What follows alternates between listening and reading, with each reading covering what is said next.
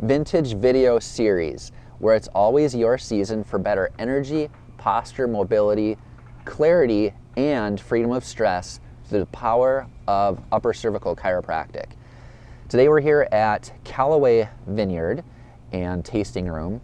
This is my third or fourth video in this series, in the Vintage Video Series. So for one thing, I thought it'd be good today to pause and just discuss a little bit about what is vintage. What does it actually mean? I hear this term all the time. As a vintage car or vintage jewelry, they usually mean antique. But a couple of definitions are harvesting time and the year that a great wine was made. Now, one thing that is common to anything I believe that is vintage is that it has to stand the test of time. You don't just decide that you're going to make a vintage car or a vintage piece of jewelry. It has to stand the test of time.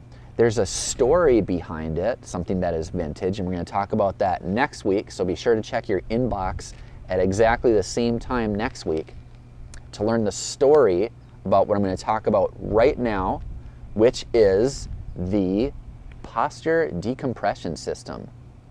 This is a project that I have been working on for the last few months. And it goes down to a couple of things. First of all, you may know that I have my own challenges with my own spine. And this is me. That's my scoliosis. I got a lot of tilt, I've got a lot of twist, and I gotta tell you that at the end of a long day of seeing a lot of patients, sometimes I'm pretty sore. And I'm gonna see patients the next day. And so I need my recoup time to be as usable, as effective as possible. And so what I did is I developed a way to allow my spine from this bent over position with my shoulders going like this all day long to being able to, what I feel is really decompress the spine and retract my shoulders at the same time. So I had these foam supports made to allow me to do just that without any effort on my own. I feel like I'm free falling in this position. Very little pressure on the different pressure points. There's 5 foam support pieces that I'm using in this position.